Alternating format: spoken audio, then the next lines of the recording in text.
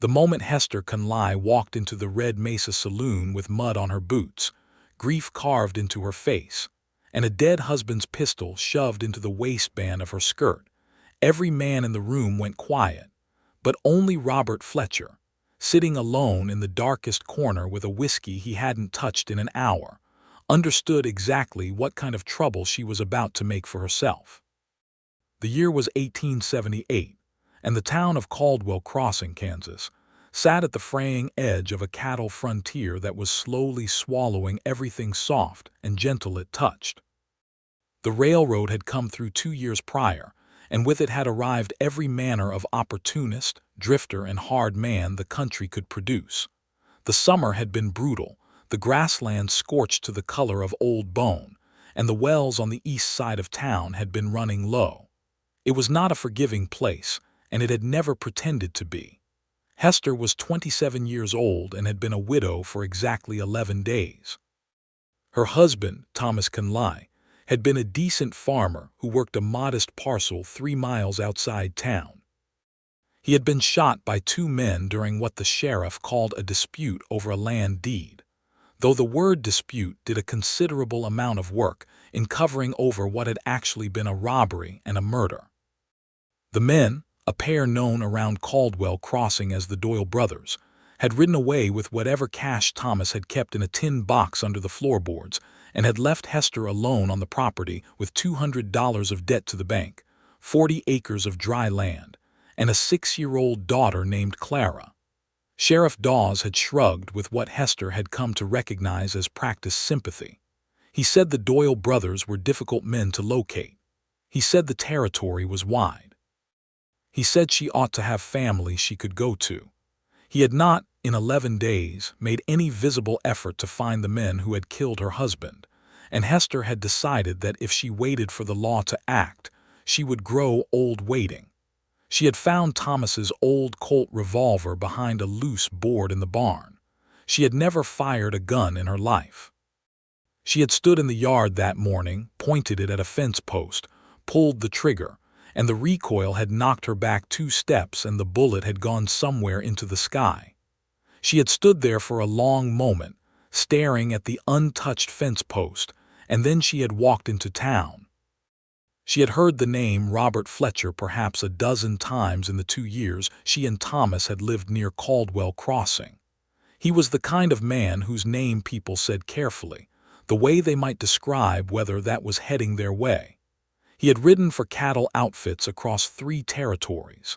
He had tracked men for hire when the work was lean and the alternative was starving. He was said to be the best shot in a county that had no shortage of men who fancied themselves shooters, and he was said to be deeply unpleasant to be around for any extended period of time. He was sitting in the corner of the Red Mesa with his hat pulled low, a dark brown coat that had seen 10 years of hard use, and a face that looked like it had been assembled from spare materials without any great concern for softness. He was 34 years old, had a jaw that could have been used to split firewood, and eyes the particular gray of a winter sky just before it delivered on its worst promises.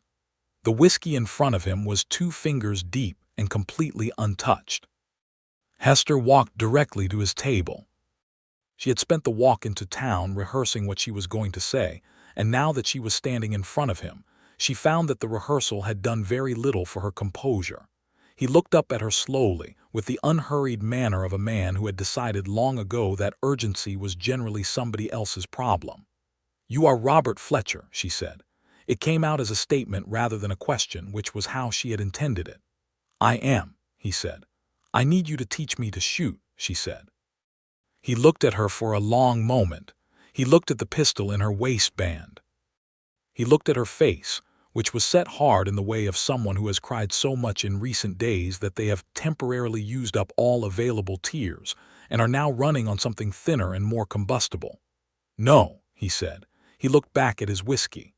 Hester pulled out the chair across from him and sat down. He raised his eyes again with an expression that suggested he found this development mildly noteworthy. "My name is Hester Conley," she said. "My husband was Thomas Conley. He was shot and killed 11 days ago by the Doyle brothers. The sheriff has done nothing." I have a daughter and a farm and a pistol I cannot aim, and I have no intention of spending the rest of my life afraid of men who killed my husband and walked away without consequence." Robert Fletcher said nothing. He looked at her steadily. "I can pay you," she said. "Not much, but some. I have $10 and I will figure out more." "It's not about the money," he said. His voice was lower than she expected and less rough. There was a flatness to it that came not from lack of feeling but from long practice at keeping feeling out of traffic. "Then what is it about?" He was quiet for a moment. "Women who learn to shoot men generally end up using that skill in ways that make their situation considerably worse." "My situation," Hester said, "is that I am a widow with debt, a child and 2 murderers who may decide to come back for the land when they realize there's no man on it anymore. I would like to know how to use a firearm. That seems to me like basic common sense." Something shifted in his expression. It was not warmth exactly, but it was the recognition that the woman sitting across from him was not operating from hysteria or careless impulse, but from a kind of clear-eyed assessment of her circumstances that he found, against his better intentions, difficult to dismiss. "Can you ride?" he asked. "Yes. Can you handle recoil? You look like that gun nearly took your hand off the last time you touched it." Her jaw tightened slightly. "I can learn." He picked up his whiskey and drank it in one slow, deliberate swallow. He set the glass down and looked at it for a moment. "I'm not a patient teacher," he said. "I'm not asking you to be patient," she said. "I'm asking you to be effective." He looked at her again, and there was something in the quality of that look that was different from how he had been watching her before. Less assessment, something else. He pushed back from the table and stood up, settling his hat. "I'll meet you at the East Ridge at 7 tomorrow morning," he said. "Bring the gun and whatever ammunition you have, and wear something you can move in." He walked out of the saloon without looking back. Hester sat at the table for a moment with the strange floating sensation of having pushed open a door she wasn't entirely sure about walking through. Then she straightened her spine, stood up, and walked back out into the burning Kansas afternoon. She had arrangements to make. Clara was staying with the Whitmore family down the road, the neighbors who had been the first to arrive after Thomas was found, and who had the particular generous steadiness of people who understand that grief is not a thing that can be handled alone. Margaret Whitmore, a square-shouldered woman with flour dust perpetually on her apron, had taken Clara in without being asked, and had told Hester she could have as many days as she needed. Hester had nodded, had nearly broken down entirely at the kindness of it, and had not broken down, because there were things that still needed doing. She rode home to the farm as the sun was getting low and orange over the prairie, and she sat on the porch for a while with Thomas's pistol in her lap, trying to understand the mechanism of it. She was not without intelligence. She could see how the cylinder rotated and how the hammer worked. She had watched men shoot before, at fairs and on the open range, and she understood the basic physics of the thing. The problem was not understanding the principle. The problem was that her hands had been shaking every time she held it since Thomas died, and she did not know yet whether that was grief or fear or something that would get better. She cleaned the pistol as best she could with a rag and the oil Thomas had kept in the barn. She loaded it with 6 cartridges from the box she found in the same hiding spot. She ate a cold supper of bread and dried meat and went to bed early. She did not sleep for a long time, but when she did, she slept without dreams, which felt like the first mercy the world had offered her in nearly 2 weeks. The East Ridge in the morning was gold and purple, the sun coming up across the grassland in long bars of light that made the dried grass look almost beautiful. Hester arrived at 10 minutes to 7, which she did on principle. Her horse, a steady bay mare named Juniper, stood calmly while Hester checked her ammunition for the 3rd time. Robert Fletcher arrived at exactly 7, coming up from the south on a big sorrel gelding with a calm, ground-eating stride.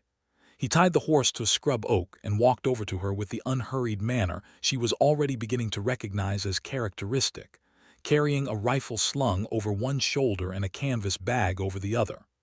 "Show me your grip," he said. without preliminary. She pulled the Colt from her waistband and held it out, gripping it the way she had been holding it. He looked at her hands for a long moment without touching her or the gun. "That's wrong," he said. "I know it's wrong," she said. "That's why I'm here." He reached out and adjusted her grip with two precise movements of his hands, moving her thumb, repositioning her supporting hand. His hands were very large and very capable-looking, and they moved with a kind of economy that spoke of enormous competence. He stepped back. "Try it now." She raised the pistol, aimed at a rock he'd set up on the ridge about 15 yards away, and fired. The shot went wide, but not by much. "Better," he said. "It still missed." "Yes," he said. "That's what practice is for." Over the next 2 hours, he taught her things she hadn't known she didn't know. He taught her about breathing, about the moment of stillness between the inhale and the exhale that was the ideal window for the trigger pull.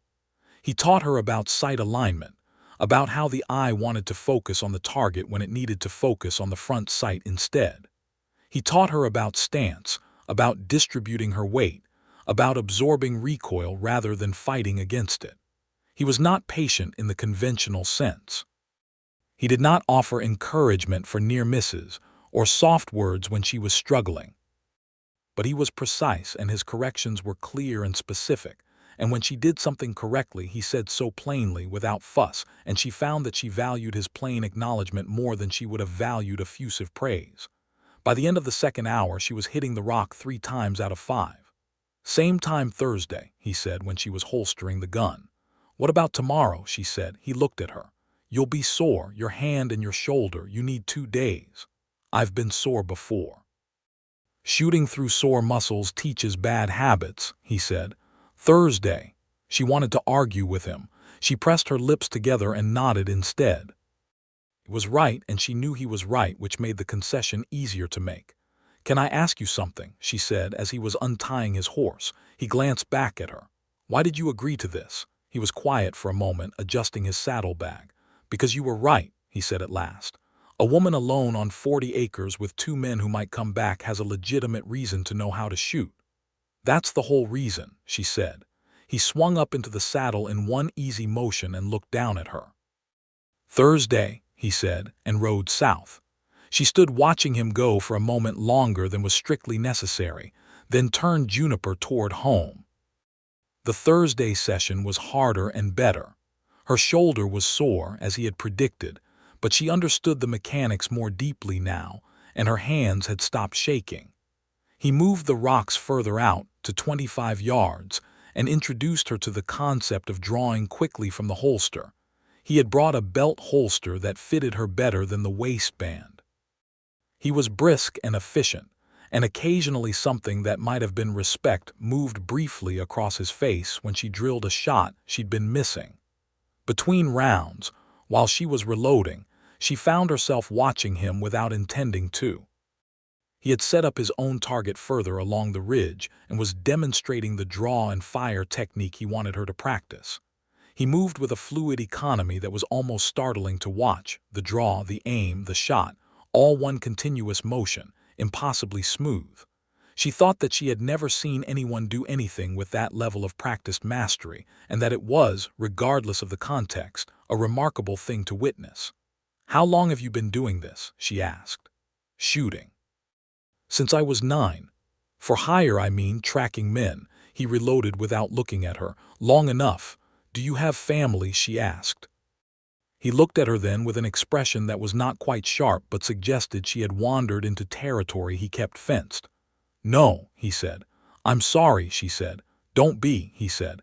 "It's not something that happened to me. It's something I chose." She absorbed that. That sounds like something a person says when they're trying to convince themselves. For just a fraction of a second, something crossed his face that was not his usual controlled flatness. Then it was gone, and he handed her the holster. "Draw," he said. Over the next 3 weeks they met 4 times. Each session she got better. She could hit a man-sized target at 30 yards 8 times out of 10.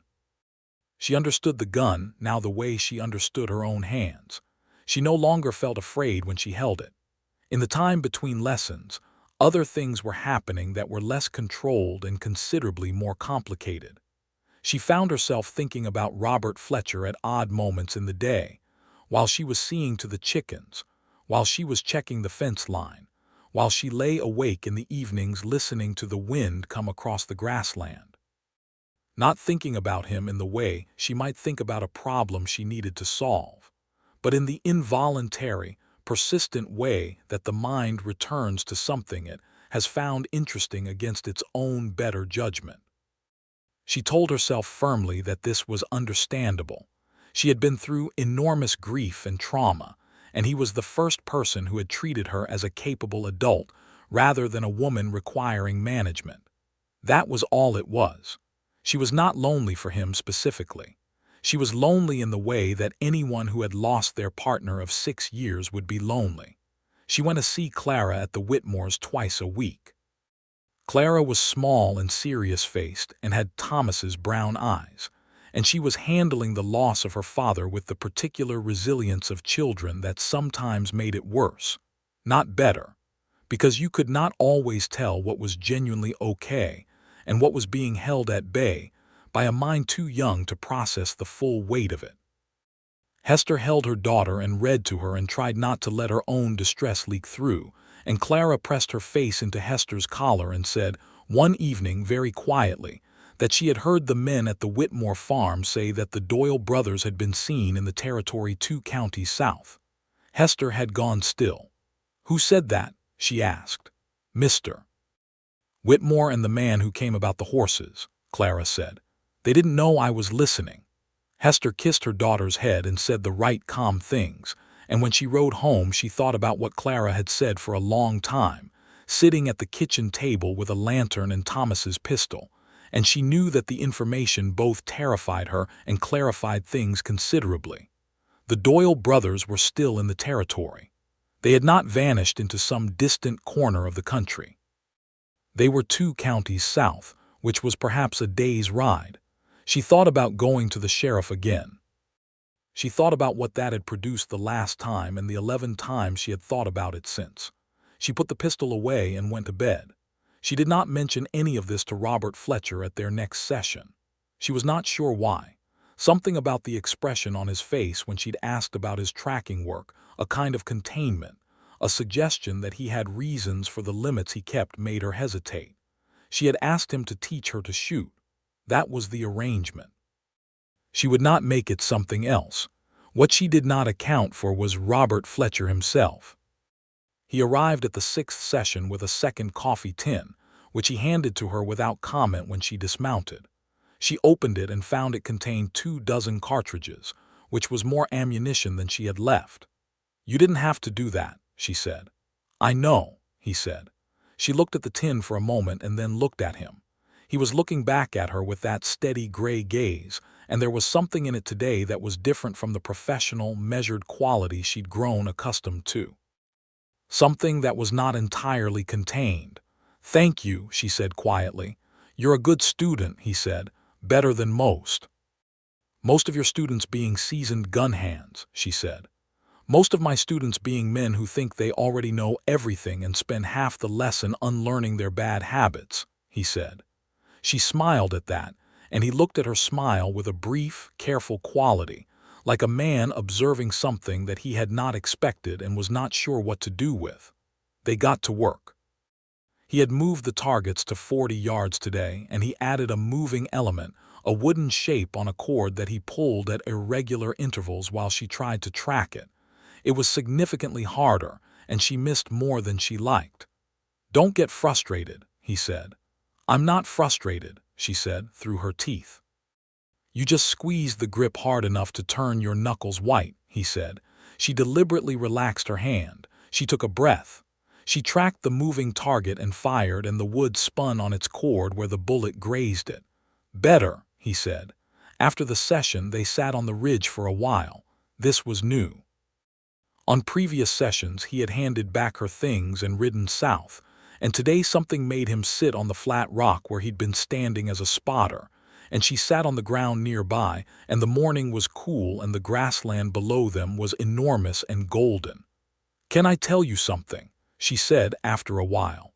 "You can," he said. She told him about what Clara had said about the Doyle brothers. She told him about the conversation she'd had with herself about going to the sheriff and about what that had produced in the past 11 days. She told him that she was not certain what she intended to do with the information, but that she felt better having said it aloud. He was quiet for a long time after she finished. He was looking out over the grassland with his elbows on his knees. "What are you planning?" he said. "I'm not planning anything specific yet," she said, "but you're planning something." She was quiet for a moment. "Thomas was a good man," she said. "He didn't deserve what happened to him. Clara shouldn't have to grow up knowing her father's killers walked away free, and I shouldn't have to live the rest of my life on that farm wondering whether they'll come back. None of that is wrong," he said, "but there's a gap between what's right and what's possible." "I know that," she said. "I grew up on the frontier. I'm not naive about what happens to women who try to take on men who have already demonstrated that they'll kill without hesitation." "Then what do you want?" he said. She looked at him. The directness of the question surprised her, not because it was inappropriate, but because it was the first time he had asked what she wanted rather than what she needed. "I want them to face consequences," she said. "I want to know that if they come back to my farm, I am not helpless, and I want to be able to look my daughter in the face and tell her that I did not just accept it." He looked at her for a long moment. There was a quality to his attention that she had felt before, but that was stronger today. A sense that he was not just hearing her words, but something beneath them, something in the structure of her. "I'll ask around about the Doyle brothers," he said. "I know men who move through those 2 counties. If they've been seen, I can find out more." She felt something loosen in her chest. "I'm not asking you to. I know you're not asking," he said. "I'm offering." She held his gaze. "Why?" He looked away over the grassland, and the profile of his face against the morning sky was serious and a little worn, and something about it made her feel an ache that was not grief, which surprised her. "Because you're right that they might come back," he said, "and because information is different from action. Knowing where they are doesn't mean anyone does something foolish." She nodded. She had the sense he was setting a boundary, that he was willing to help her gather information, but that he was drawing a line somewhere, and that the line had to do with her safety rather than with any reluctance to engage. She found she did not resent the line. "Thank you," she said again. "Same time next week," he said, and stood up and went to his horse. She watched him ride south, and this time she let herself watch for longer than she had before, and the feeling in her chest when he disappeared over the ridge was something she did not name but carried with her all the way home. The following week was the week everything got complicated, and also the week that the thing neither of them had been naming became impossible to continue ignoring. It started with a visit from Sheriff Dawes, who arrived at her farm on a Tuesday morning with his deputy and a manner that was considerably less casual than his previous visits. He told her that the bank had filed a formal request regarding the mortgage on the property. He told her that, while he personally had no interest in seeing her displaced, he was required to inform her that if the balance owing was not addressed within 60 days, the bank would have the right to pursue legal remedies. He said all of this with the particular flat-faced sympathy of a man who has delivered this kind of news enough times to have separated himself from the weight of it.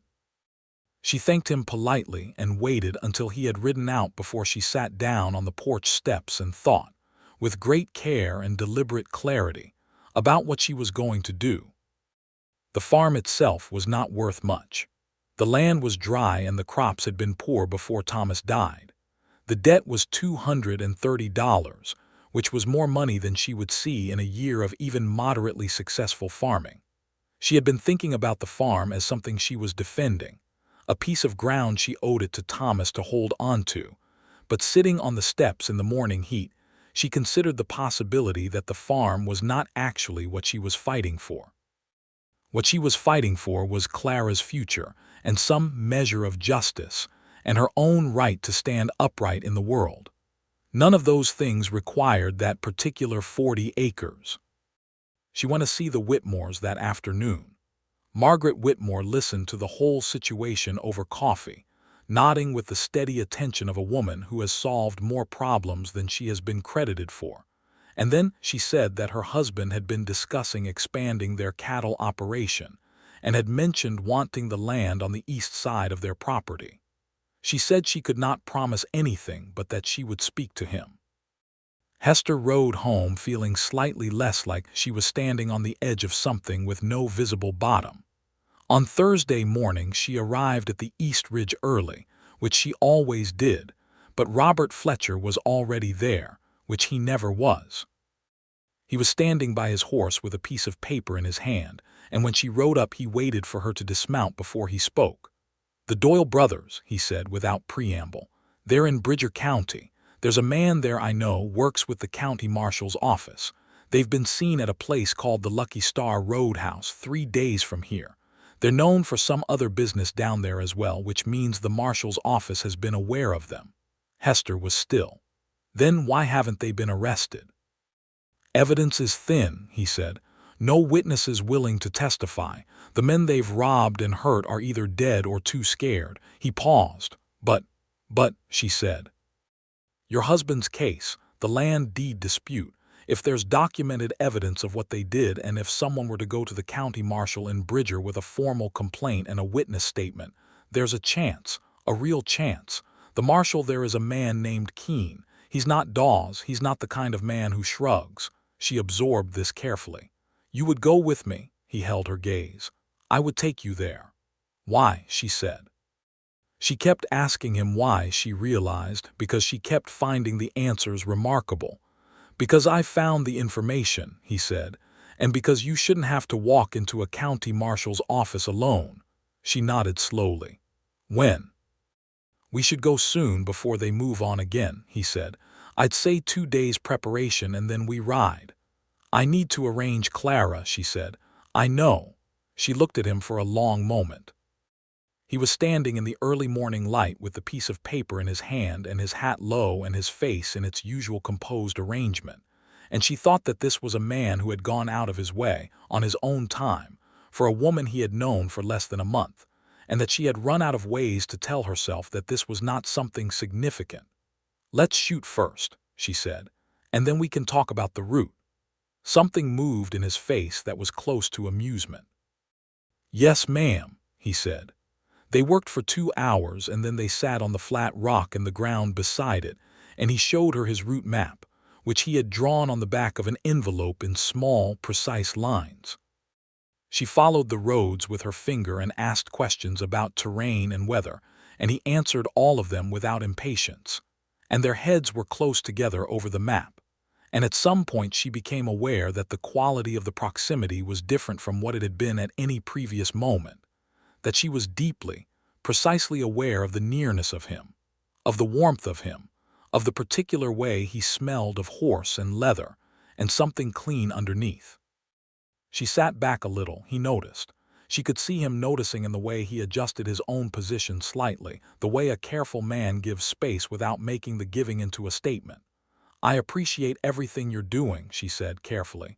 "You've paid me for 6 lessons," he said. "I've paid you for the shooting," she said, "not for any of this." He folded the map along its original creases and put it in his pocket. "The shooting was the easy part," he said. She looked at him. "Robert." He met her eyes. "I need to ask you something and I need you to answer me honestly." "All right," he said. "Are you doing all of this because you feel sorry for me?" He was quiet for a long moment, and the silence was not evasive but considered, the silence of a man who takes a question seriously enough to give it real thought. "No," he said. "I'm doing it because you are the most straightforward person I have met in a considerable number of years, and because you have not asked me for anything I couldn't respect the reason for, and because I find that I want to see you come out of this situation well." She felt the warmth of that settle into her. "That's an honest answer," she said. "You asked for one," he said. "It doesn't answer everything," she said. "No," he said, "it doesn't." He stood up and brushed off his coat. 2 days, he said. "I'll meet you here at first light." He rode away, and she sat looking at the grassland for a long time. She spent the next 2 days in careful preparation. She went to the Whitmores and had a long conversation with Margaret and her husband Clem, who was a large, quiet man with a genuine goodness in him, about Clara staying on for an extended spell. Margaret held Hester's hands and said she was not to worry about Clara for a single moment. Clara herself, when told that her mother was going to try to do something about the men who had hurt her father, looked at Hester with those brown Thomas eyes and said, in her small, serious voice, "Good." Hester went to the bank and had a conversation with the loan officer that was considerably less pleasant but more productive than she had expected. The loan officer, a man named Bradshaw who was essentially decent beneath his professional manner, told her that 60 days was 60 days, and that he was not in the business of taking farms from widows if there was any practical alternative. She told him about the Whitmore's possible interest in the land. He said he would speak with Clem Whitmore. On the morning of the departure she packed light and practical, a change of clothes, food for the trail, ammunition, Thomas's Colt in the new holster at her hip. Robert Fletcher was at the East Ridge when she arrived, with both horses saddled and ready. He had arranged a fresh mount for her rather than the longer route back through town to fetch Juniper. "Thank you," she said, for what felt like the 100th time. "Stop thanking me," he said. "It'll slow us down." She almost laughed. She noticed that she had been almost laughing around him with increasing frequency over the last 2 weeks, which was notable because she had not thought that laughing was something she would want to do any time soon, and she had been wrong about that. They rode south. The country was wide and dry and enormous, the kind of landscape that made you feel both small and strangely alive, the sky so big and so blue overhead that it pressed down on the earth with a kind of physical weight. They crossed 2 small creek beds that had not been small in spring and were now just pale traces in the ground. They passed through a town called Grover Junction that was 3 buildings and a water trough. They made steady time. In the afternoon, when the sun was high and fierce, they stopped by a grove of cottonwoods near a trickling branch creek. Robert gathered wood for a small fire without being asked. She filled the coffee pot.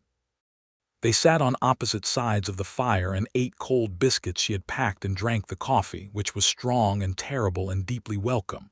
"Tell me about where you grew up," she said. He looked at her over the fire. "Missouri," he said. "Small place on the eastern edge of the territory. Did you always want to be a cowboy?" "When I was young I wanted to be a lot of things," he said. "Then the war came, and after the war most of those things weren't available anymore." She studied his face. He was perhaps 14 during the height of the war, which meant he had grown up in its long shadow and in its wake. She had heard that story so many times from so many men, but she had not heard it from him, and it landed differently. "You were too young to fight," she said.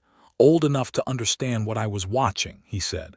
"The whole county went into it and came out changed in a way that didn't come back. Then the cattle drive started, and that was work, and work was something to focus on."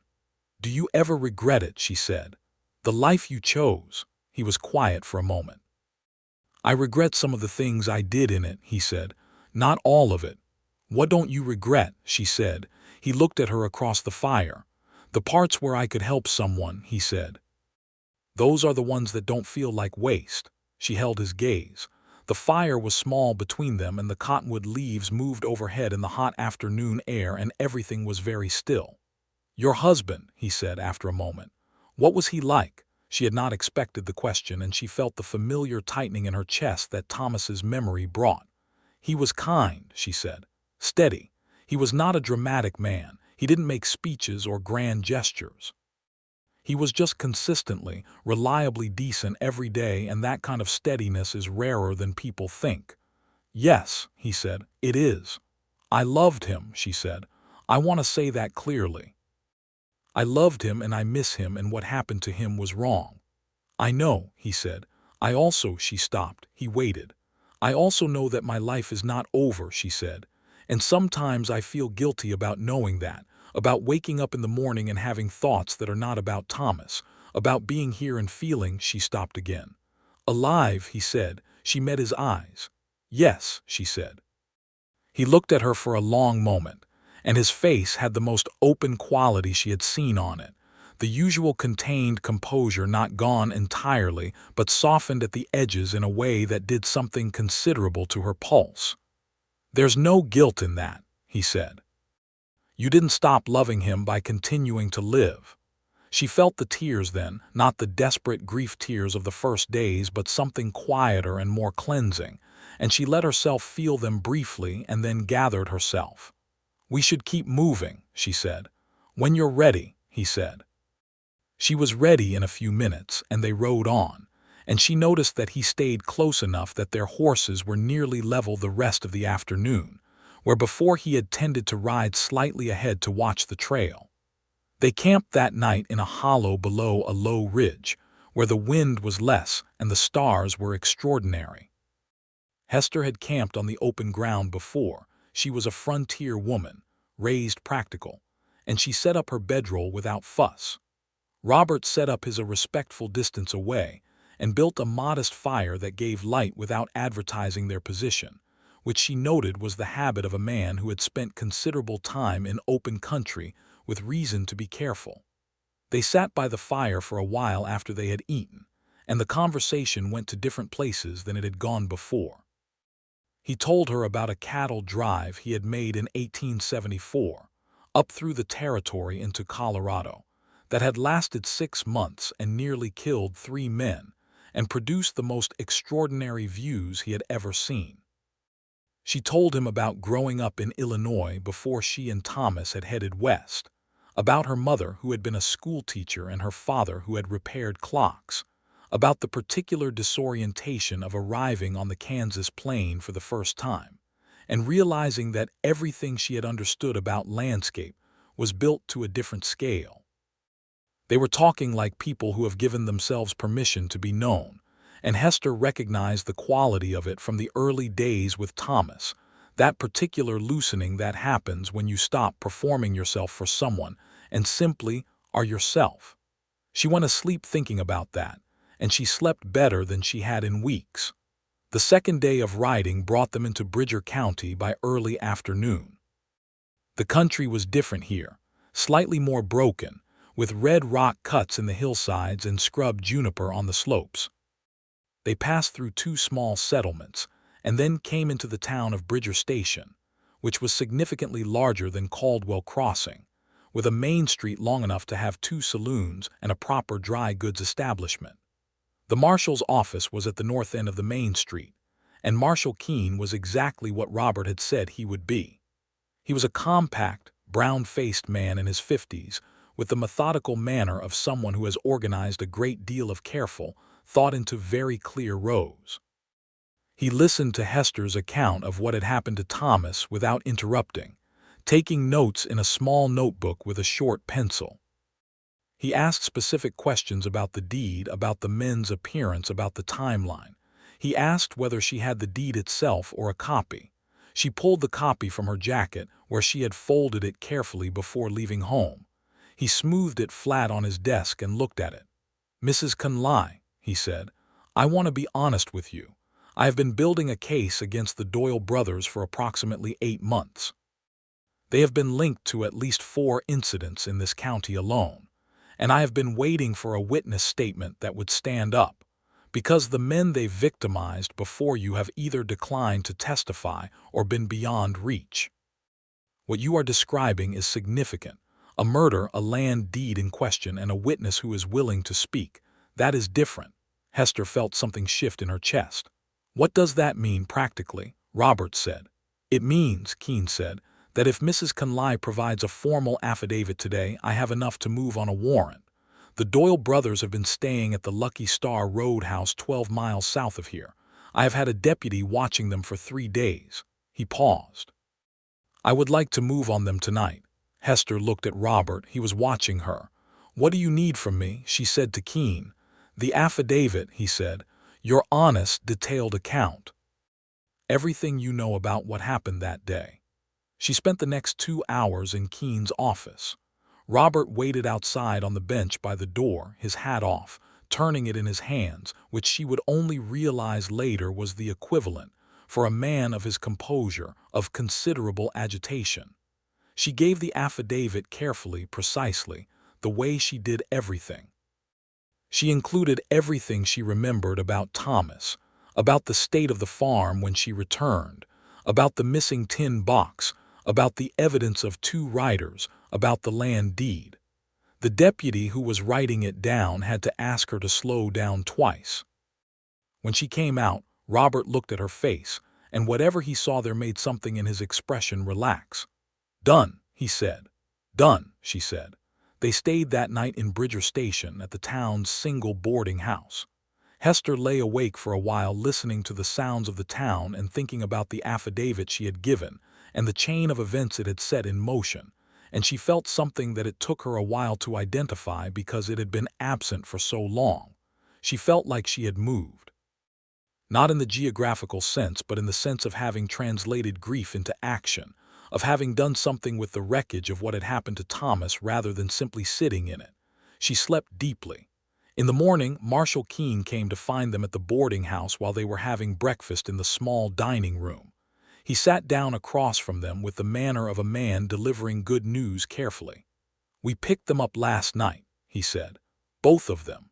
They'll be held for trial. The deputy's account of their arrest along with your affidavit and the deed copy constitutes sufficient cause." He looked at Hester. "This doesn't bring your husband back, Mrs. Conley. I know that, but they will face what they did." Hester held the marshal's gaze. "Thank you," she said. She was crying before she finished the word, and she pressed her hand to her mouth and worked through it quietly, which was how she did most things. And when she came out the other side, Robert was sitting across from her with his coffee cup and his steady presence, and he did not say anything, which was exactly right. They rode north the next morning. The ride back was different from the ride south in every way that a thing can be different while staying the same. The same roads, the same enormous sky. But something had shifted, and they both knew it, and neither of them had said so, and the unspoken knowledge of it sat between them like something warm. They stopped at the Cottonwood Grove again that afternoon at roughly the same time of day, and the fire and the coffee and the cold food were the same as before, but the silence was different, less careful, more inhabited. "What will you do now?" he said. "With the farm?" "I've been thinking about that," she said. "The Whitmores may take the land. Clem's been interested in it for the grazing potential." She paused. "If they do, that solves the bank problem, and then I can—" She stopped. "Can what?" he said. She looked at the fire. "I'm not sure yet," she said. "I know that I don't want to spend the rest of my life on 40 acres by myself. I know that Clara needs to grow up around people and that there's a school opening in Caldwell Crossing in September. I know that the things I was good at before Thomas and I came west, I grew up helping my mother teach, and there's a need for that in frontier towns." She stopped again. "I think I have been so focused on surviving that I haven't let myself think about what comes after surviving." "That's allowed," he said. "Surviving takes all the room there is for a while." She looked at him. "What about you?" she said. "What comes after this?" "After the teaching and the Bridger County ride." He held her gaze, and something passed between them in the quality of that shared look that was direct and undecorated. "I've been asking myself that question," he said, and he was quiet for a long time, watching the fire. "I have spent 14 years moving," he said, "from one piece of work to the next, from one county to the next. I told myself it was because the work required it, but the truth is I moved because moving was easier than stopping and finding out that there was nothing worth stopping for." She sat very still. "And then I agreed to teach a woman to shoot," he said, "and every Thursday morning for 5 weeks I rode to the East Ridge, and I had a reason to be somewhere specific and a person who was waiting, and I found that I had missed that more than I had admitted to myself." "Robert," she said softly. "I know what you're going through," he said. "I know it's been less than 2 months since Thomas died. I know that I am not the kind of man who is easy to be around." He paused.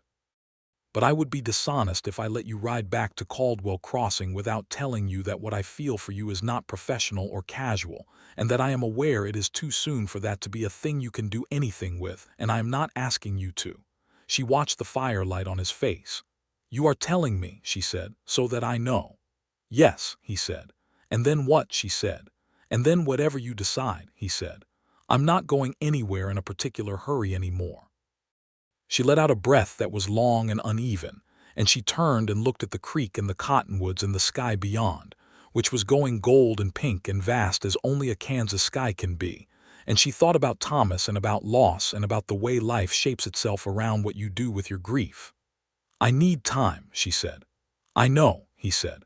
But I want you to know, she said carefully, that I hear you, and that I have not been as unaffected by any of this as I may have appeared.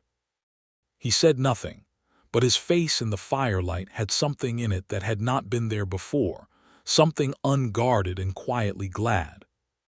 They rode back to Caldwell Crossing the next day, and the distance felt shorter than it had going the other direction, which was perhaps something to do with the changed quality of the space between them. He left her at the edge of town with a look that said more than his words, which were brief and practical, involving the suggestion that she let him know how the bank situation resolved. She nodded, and they parted, and she rode to the Whitmores to collect Clara. Clara ran across the yard to meet her, and Hester swung down from the horse and caught her daughter and held her tight, breathing in her hair, and Clara said against her collar, "Did it work?" "Yes," Hester said. "It worked." The weeks that followed were busy in the way that practical life on the frontier is busy, which is to say there was always something requiring attention, and the attention was never wasted. Clem Whitmore did purchase the East 40 acres, at a price that covered the bank debt with a modest amount left over. Bradshaw at the bank was pleasantly professional about the whole transaction, which Hester suspected was partly genuine decency, and partly his awareness that she now knew both a county marshal with a track record and a man who had spent 14 years solving problems in the territory. She began looking into the school situation. There was a woman named Mrs. Garfield who had been organizing the school for 3 years and had been doing most of the teaching herself, and when Hester went to speak with her, Mrs. Garfield practically seized her by both hands. She had 12 students, which was more than she could manage alone, and she had been asking the town council for help for 18 months. Hester agreed to assist, starting in September, for a small wage that was not lavish but was more reliable than farming dry land. She found a small house in Caldwell Crossing itself, 2 rooms above a dry goods store, that she was able to rent at a price she could manage. Moving in from the farm was a morning's work with Margaret Whitmore's help and a borrowed wagon. Clara walked through the 2 rooms of the new house very seriously, examining everything, and then said she liked the window in the back room because you could see the church steeple from it. Through all of this, Robert Fletcher was present in the way that you know someone is in a room by the way the air is arranged. He came to town twice in those 3 weeks on business of his own. He had a connection with the feed merchant near the livery, and he occasionally helped the local cattle operation with transport. And each time she saw him, they spoke, and the conversations were easy and genuine, and charged with something that neither of them was pretending wasn't there. He helped her carry 2 heavy trunks up the stairs when she was moving in, appearing at the bottom of the stairs with his hat in his hand, just as she was wondering how she was going to manage it. He asked about Clara and listened carefully to the answer. He was unfailingly respectful of the space she'd said she needed, but he was also unfailingly there, and she found that she was grateful for both of those things simultaneously. One evening in early September, a week after she had started at the school, he was in town and they had supper together at the boarding house dining room, which was a public and perfectly proper setting and also felt unmistakably like a significant occasion. Clara was with Margaret for the evening. "How is the school?" he said. "Good," she said. "Tiring, but the good kind of tiring where you fall asleep at the end of the day because you actually did something." "You're good with children," he said. "I've had some practice," she said, smiling. "I went back to the East Ridge this week," he said. She looked at him. "Habit," he said simply. She held his gaze for a moment. "I've been going back there too," she said. The smallest possible smile crossed his face. "I know," he said.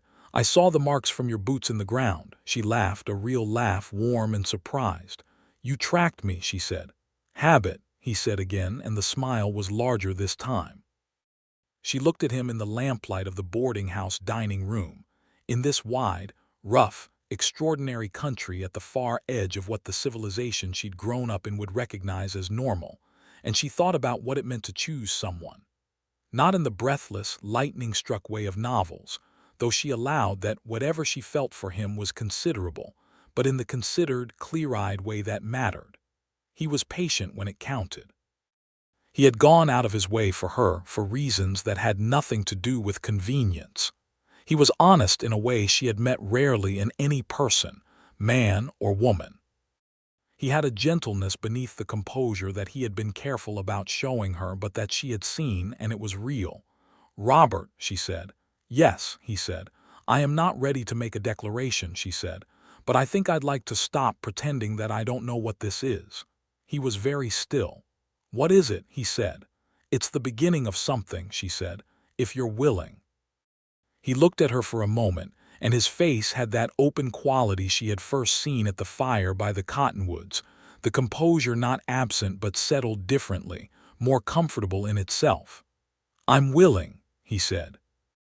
They walked home in the evening air after supper, through the Caldwell Crossing streets, and he offered her his arm as they crossed the uneven board sidewalk outside the boarding house, and she took it, and they walked together in the warm September evening, and that was how it began. What followed was a courtship that suited both of them perfectly, because it was conducted at the speed of two people who had been through enough to value honesty over performance and substance over decoration. He came to Sunday supper most weeks. He helped with things around the small house when they needed helping without making it into a statement. He read to Clara sometimes in the evening, which Hester had not expected, and which undid her more than almost anything else. This large, self-contained man sitting on the edge of a chair with a book of illustrated stories, reading in his low, flat voice while Clara looked up at him with the grave attention she gave to things she found worthy. They talked for long hours on the evenings when Margaret had Clara, about everything they had been and everything they wanted, and the things that scared them and the things that did not. He told her about the man he had killed in self-defense in '73 and the way it had sat in him ever since, not as guilt exactly, but as weight, as proof that certain things you did could not be undone and had to be carried.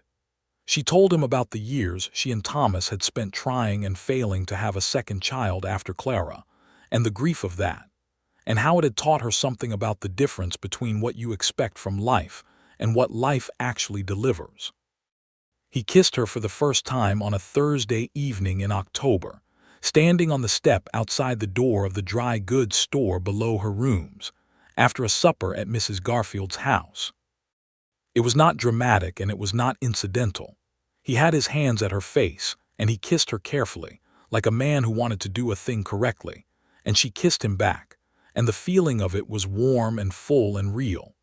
She went upstairs and sat by the window for a long time looking at the church steeple and the sky above it, and she thought about Thomas with love and without guilt, because she had done right by him and she was doing right by herself, and those two things were not in conflict. November brought the cold down from the north, and the prairie turned bronze and then brown, and then the color of old ash under the first light frosts.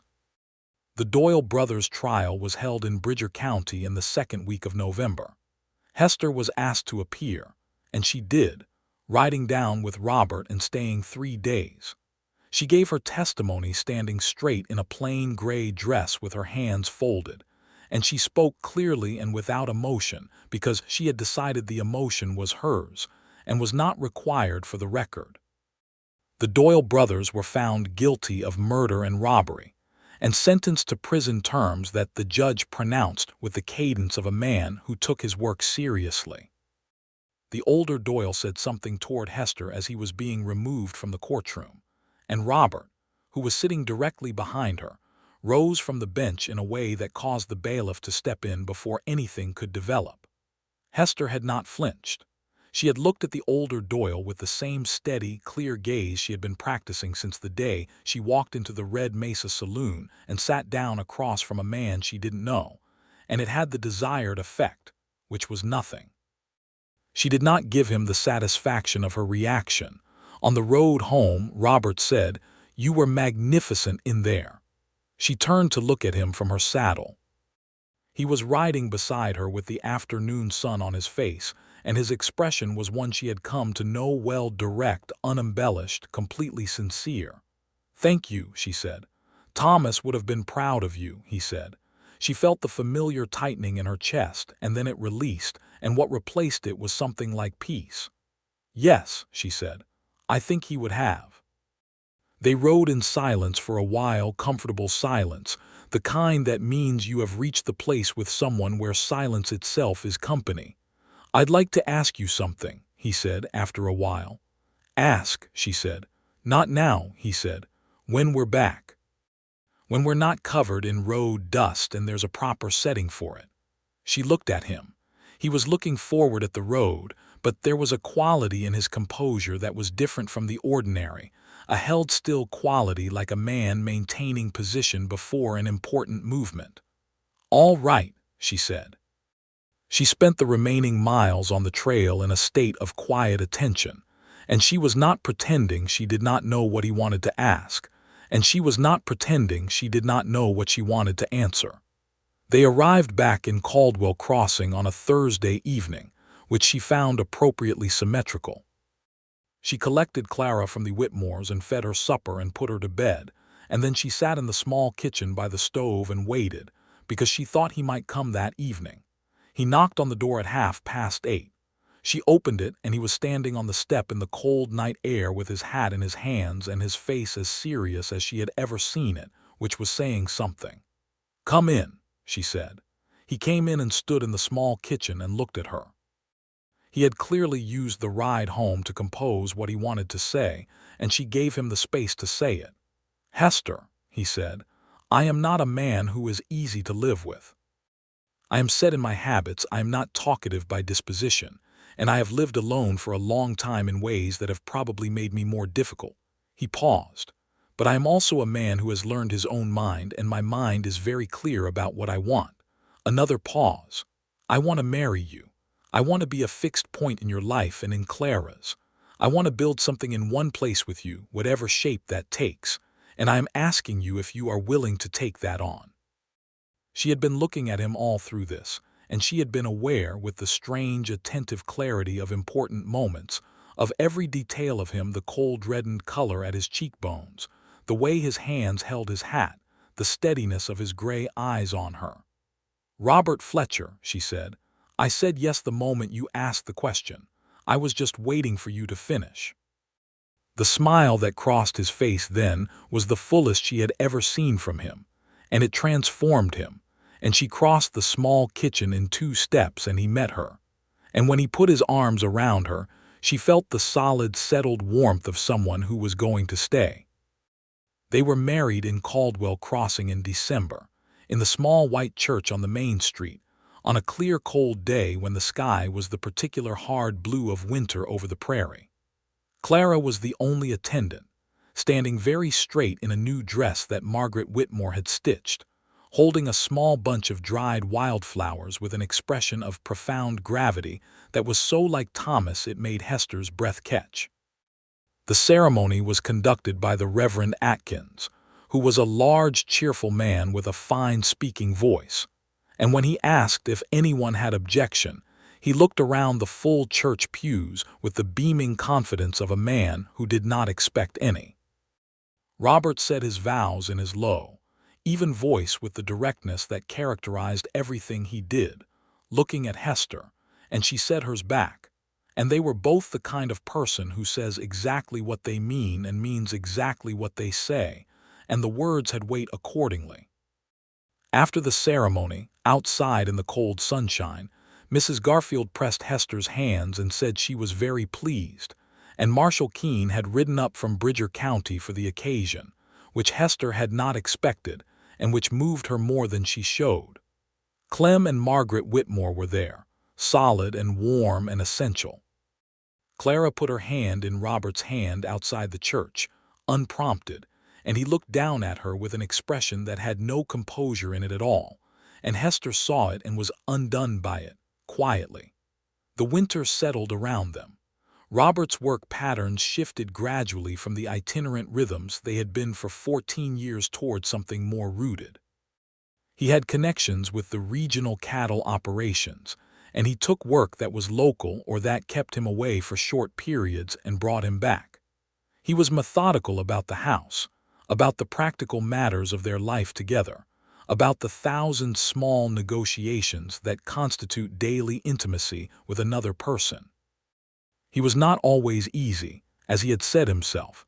He had quiet spells that lasted days, and a stubbornness about certain things that required careful navigation, and habits of self-sufficiency so deep they sometimes worked against him.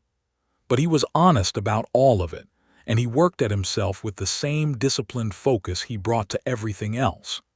Hester was not without her own difficulties. She was independent to the point of sometimes refusing help she genuinely needed, and she carried her grief in ways that occasionally required Robert to simply be present and patient, while she moved through something she could not explain. She was direct to the edge of bluntness, which was something he generally valued and occasionally found bracing. She was constitutionally unable to leave a problem unaddressed, which meant that their disagreements were addressed immediately and thoroughly, which was sometimes exhausting and always productive. They were good together. Not in the effortless, frictionless way of romanticized stories, but in the real way, where two people who are genuinely suited to each other have to work at the fit and find the working worth it. Spring came back to the Kansas plain like it always did, slowly and then all at once, the brown grass greening in long sweeps, the creek beds filling, the sky shifting from winter white to the deep active blue of growing season. Clara was flourishing at the school, and her serious nature had found something to do with itself in reading and in arithmetic, at which she was exceptional. She called Robert by his first name, which she had started doing sometime in January, and he answered to it with the same gravity she employed in using it, and the relationship between them was formal and genuine and growing. Hester, who had taught alongside Mrs. Garfield through the winter, was asked by the town council in March whether she would be willing to take on the full teaching position in the fall with a proper wage, as Mrs. Garfield was planning to move to Wichita with her daughter's family. Hester said yes before the council member had finished the sentence. Robert, when she told him at supper, said, "Of course." "What does that mean?" she said. "It means that's what you should be doing," he said. "You're excellent at it and you love it, and that's exactly what it means." She looked at him across the table. "You're going to be insufferable when you're right," she said. "I am right fairly often," he said, with a quality in his voice that was entirely deadpan and extremely warm. She had not expected to find, at 27 in the aftermath of loss, something as whole and sustaining as what she had found, and she was aware of the good fortune of it and of the improbability of it, and of the fact that it had come through a chain of specific choices. The choice to walk into the saloon, the choice to sit down, the choice to ask for what she needed. She thought sometimes about who she would have been if she had not made those choices, if she had stayed at the farm waiting for the bank to take it, and for the sheriff to eventually shrug for the last time, and the alternative felt so narrow and airless that it clarified her appreciation for what she actually had.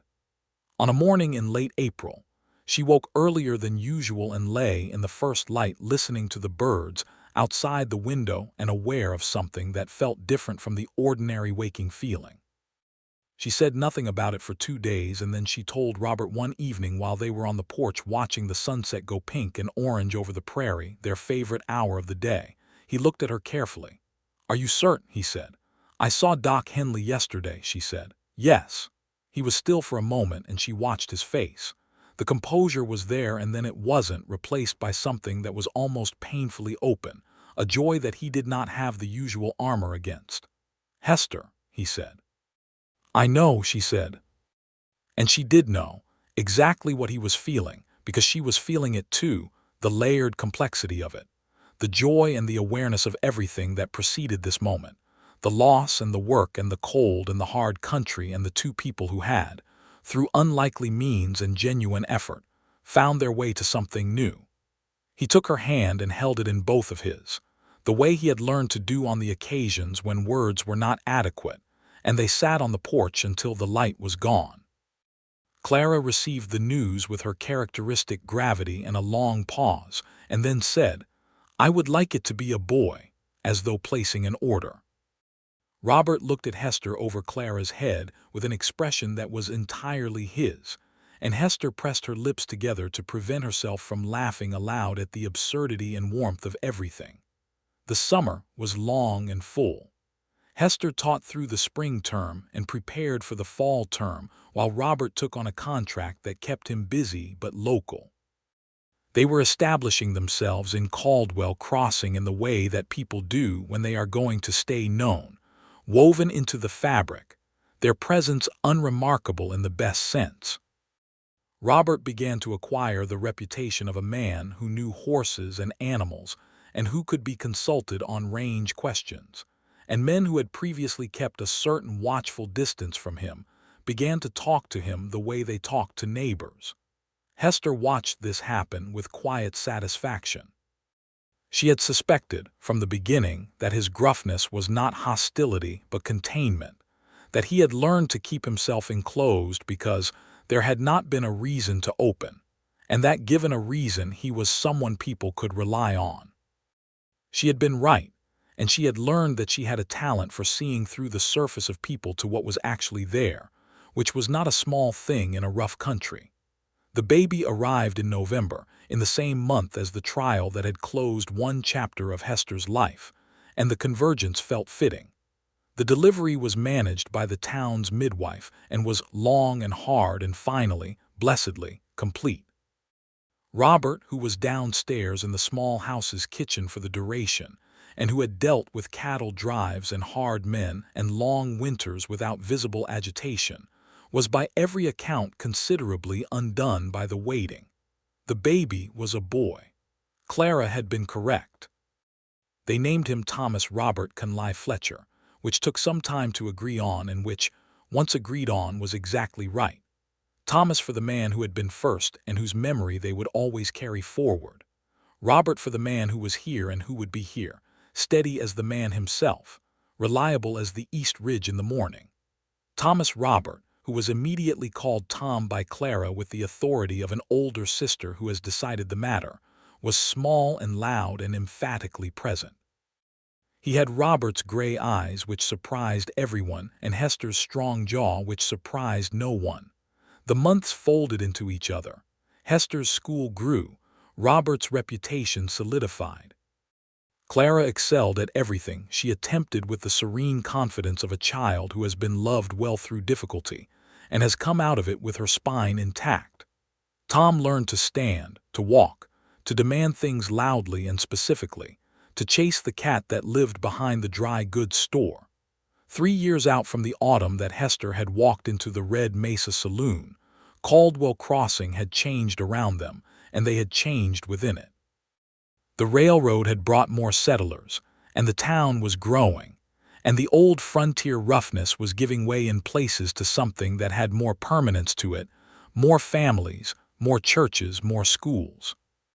One evening in the fall, with the leaves gone and the prairie in its late-year gold, Hester and Robert sat on the porch of the house they had built on the north side of town the previous year, a proper house, with 3 rooms and a good kitchen, and a window in every room that looked outward at the sky. Tom was asleep inside and Clara was reading by the lamp in her room, and the evening was quiet and the stars were coming up one by one over the grassland. "I've been thinking," Robert said. "Always a significant opening from you," she said. He looked at her with that small, warm quality that was his particular form of amusement. "About the ridge," he said. "About teaching you to shoot." Waited. "I spent a great deal of that first morning thinking about what I was getting into," he said. "I told myself it was professional, that you were a practical case, a widow with a legitimate need." "You were right," she said. "I was also not right," he said. I knew somewhere in the first hour that it was not going to stay professional. He paused. I should probably have told you that. You told me when it mattered, she said. I told you on a dusty trail next to a dying fire, he said. The setting doesn't change the sincerity, she said. He was quiet for a moment, and she knew that he was doing the thing he did when he was feeling something large and was deciding how to carry it. I want you to know, he said, that I am aware that what I have here, what you built for us, is not something I had any expectation of. I spent a long time not wanting to stop because I was afraid there was nothing to stop for. And then I stopped, and I found out I was wrong. He paused. That's the thing I want to say. That I was wrong, and I'm glad about it. She looked at his profile in the evening light, the worn jaw, the gray eyes, the stillness of him that was not absence but presence, a man who had learned to be exactly where he was. Robert Fletcher, she said, you are the least romantic man I have ever met, and somehow you keep saying the most romantic things. I'm saying accurate things, he said. Romance is a side effect. She leaned her head against his shoulder, and he put his arm around her. And the prairie spread out enormous and quiet and alive before them under the autumn stars. And inside the house, Tom made a small sound in his sleep and was quiet again, and Clara's lamp made a warm square of light in the window, and somewhere across the grassland, a coyote called once and was answered. The world was wide and rough and not always kind. It had taken things from her that she could not get back, and it would take more before it was done, because that was the nature of things, and she had learned enough by now to understand the difference between fighting what could be changed and making peace with what could not. Thomas Conley was gone and would always be gone, and she carried him in the name of her son and in the best parts of herself, and in the way she had made sure his death was not nothing. The Doyle brothers sat in prison, and the land deed that had been the pretext for his murder was a piece of paper in a courthouse file. And the farm was Whitmore land now, running cattle under the wide Kansas sky. And here on this porch was everything else. She thought sometimes about the younger version of herself who had walked into the red mesa with grief on her face, and a pistol she couldn't aim, and a kind of furious, frightened clarity about what she needed. She felt considerable affection for that woman. She had been right about what she needed, and she had gone and asked for it without apology, and without knowing what else she was setting in motion. You could not have told her then where she would be 3 years later. You could not have told her that the gruff man in the corner who said no would say yes, and would ride 2 days to a county marshal's office for her, and would sit by a fire, and tell her she had not stopped loving her husband by continuing to live, and would read illustrated stories to her daughter in a low, flat voice, and would hold her son with the careful reverence of a man who had not expected to hold such a thing, and could not quite believe he was allowed. "Come inside," she said eventually when the night had gotten properly cold. "I made a pie." "What kind?" he said. "Apple," she said, "with cinnamon." He stood up and held the door for her, and she walked inside, and the lamplight was warm, and Clara looked up from her book and said, "Finally, I've been waiting to have pie for an hour." And Robert said, "Your mother kept talking," and Hester said, "I did not." And Clara grinned, really grinned, the grin that had been absent for so long after Thomas died and that had come back gradually, over months of witnessing her mother stand up and hold on and build something. And the kitchen was warm, and the pie was on the table, and outside the great Kansas night was enormous and full of stars. And this was their life, and it was good, and it was whole, and it was entirely, completely theirs. She cut the pie and served it, and Robert sat across from her at the table as he had sat every evening for 3 years, and Clara ate her slice with the focused pleasure she brought to food, she approved of, and somewhere in the back room Tom slept through all of it, dreaming whatever small dreams are available to a child of 1 year who has never known a world where he was not held. Hester looked at her husband over the table, in the warm lamplight in the house they had built, and he looked back at her with those gray winter sky eyes, and she thought of the east ridge in the morning and the cold air, and the sound of her first real shot and all of it, every lesson, every conversation, every careful mile of road between grief and here, and she was grateful down to the ground for every step of all of it, including and especially the hard parts. "Good pie," Robert said. "It is," she agreed. And the night settled in around them, and the fire in the stove ticked and breathed, and Caldwell Crossing went quiet around the house, and in the morning there would be school and work and everything ordinary and necessary. And that was exactly what she wanted, ordinary and necessary and warm, and it was enough, and it was more than enough, and she was home.